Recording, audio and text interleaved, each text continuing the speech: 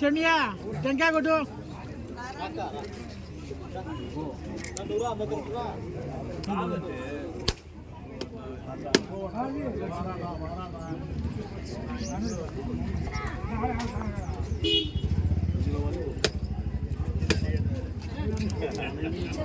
बा तोटी पाली बा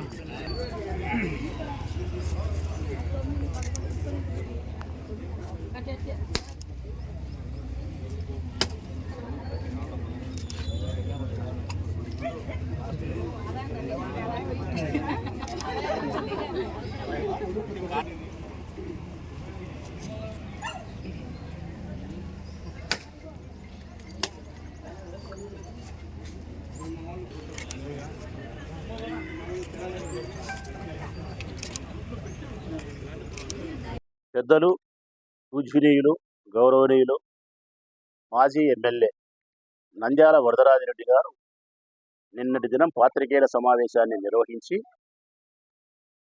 నా గురించి వ్యక్తిగతంగా ప్రస్తావించిన నేపథ్యంలో దానికి నేను ఆయనకైనా సమాధానం ఇవ్వాలా, ప్రజలకైతే వివరణ ఇవ్వాలా.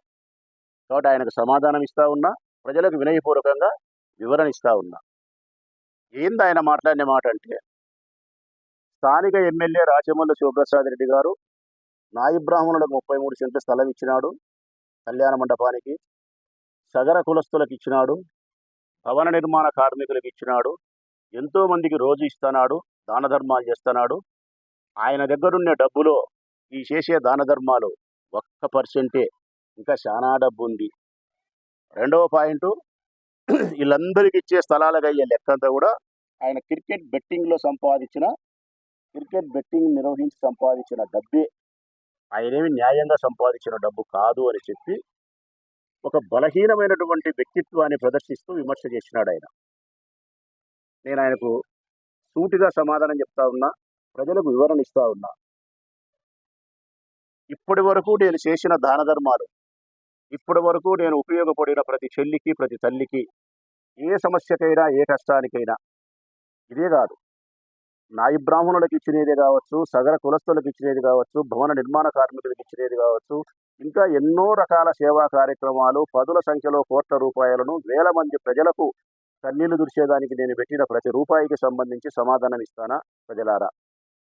నేను అసాంఘిక కార్యకలాపాల ద్వారా డబ్బు సంపాదించి, అంటే మట్కా కానీ, క్రికెట్ కానీ, జూదము కానీ, మంగతయ్య కానీ, సారాయి కానీ, ఎర్రచందనం కానీ, చివరికి ఇసుక కూడా ఏదైనా నేను నిర్వహించి ఈ ప్రజలకు ఇచ్చినా అని చెప్పి పెద్ద ఆయన వరదరాజిరెడ్డి గారు చెప్పిన మాట నిజమైతే మా నాయనకు నేను ముట్టలే. మా అమ్మతో ఎవరో సంపర్కం చేస్తే పర్వాలే నేను శృతిలో ఉండి మాట్లాడతానా. మా అమ్మతో పరాయి వ్యక్తి సంపర్కం చేస్తే జన్మించిన బిడ్డనని చెప్పి ప్రజలు భావించండి. ఒకవేళ నేను ఏ ఒక్క రూపాయి అసాంఘిక కార్యకలాపాల ద్వారా కాకుండా మా అన్నగారైన కిరణ్ కుమార్ రెడ్డి గారు న్యాయపరంగా వ్యాపారం చేసి, రియల్ ఎస్టేట్ వ్యాపారం ద్వారా చేసిన డబ్బులో నుంచి ప్రజల మీద ప్రేమతో నేను డబ్బు ఖర్చు పెట్టిన మాట నిజమైతే, మరి ఇదే సూక్తి, ఇదే మాట పెద్ద ఆయనకు వర్తిస్తుంది కదా. పెద్ద ఆయన గుర్తిస్తుంది కదా వరదరాజరెడ్డి గారు, మీకు వర్తిస్తుంది. నేను ఆ మాట మిమ్మల్ని అనగలిగితే ఎంత బాధపడతారు? బాధపడతారు. ఎందుకంత బాధ నీకు? అసాంఘిక కార్యకలాపాల ద్వారా నేను పేదవాళ్ళకు సాయం చేసినది నిజమే నువ్వంటే, నేను నా తండ్రికే జన్మించలేదు అంటానా? నేను నిజాయితీగా డబ్బులు సంపాదించిన డబ్బులు ప్రజలకే ఇచ్చిన మాట అయితే, నీవు కూడా నీ తండ్రికి జన్మించలేదని నేను అనాలా. పెద్దవాడిని కాబట్టి నేను అనలేకపోతానా? నీ విజ్ఞతకే వదిలేస్తానా? ఇంత పెద్ద మాట ఎందుకు మాట్లాడినాడబ్బా ఎమ్మెల్యే అని చెప్పి రేపొద్దున నువ్వు మళ్ళా ప్రెస్ మీట్ పెడతావు. దానికి కూడా నా సమాధానం చెప్తానా? నేను మాట్లాడడానికి ఇంత కఠినంగా మాట్లాడడానికో, ఇంత పెద్ద మాట మాట్లాడడానికో, లేకుంటే నా భాష బాగలేదని అంటావు నువ్వు. ఎమ్మెల్యే అట్లా మాట్లాడొచ్చునా అంటావు. కాదు. నీకంటే తెలుగు భాష మీద సంపూర్ణమైన పట్టు కలిగిన వాడిని, నీకంటే జ్ఞానవంతుణ్ణి, చదువు పట్ల, సంధ్య పట్ల, సంస్కారం పట్ల చాలా బాగా ఉన్నతమైన కుటుంబంలో వచ్చిన వాడిని.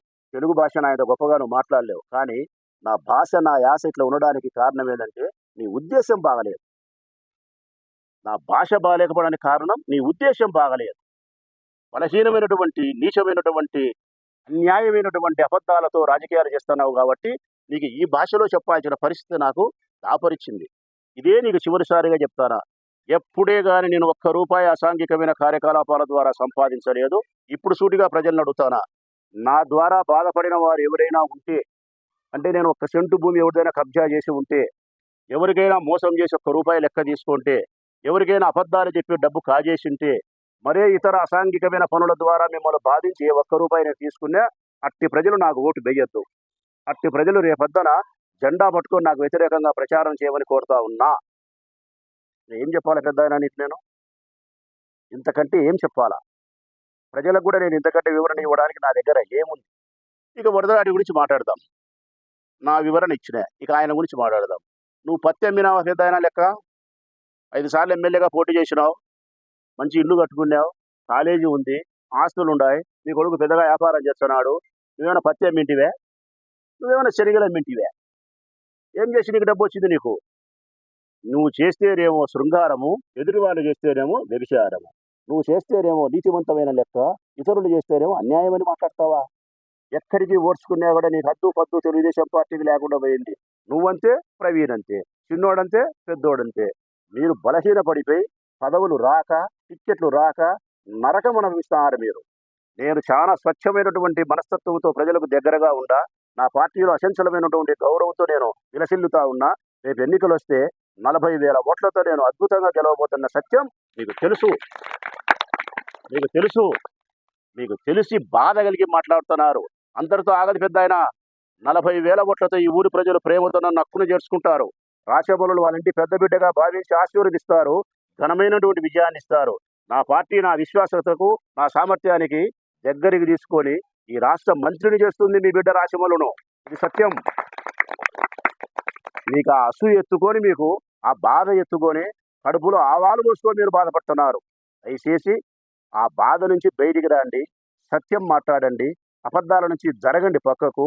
ప్రజలకు సేవ చేసే కార్యక్రమాలలో ముందుకు రమ్మని చెప్పి పెద్దాయనకు 2 చేతులెత్తి నమస్కరించి వినయపూర్వకంగా విజ్ఞప్తి చేస్తా ఉన్నా.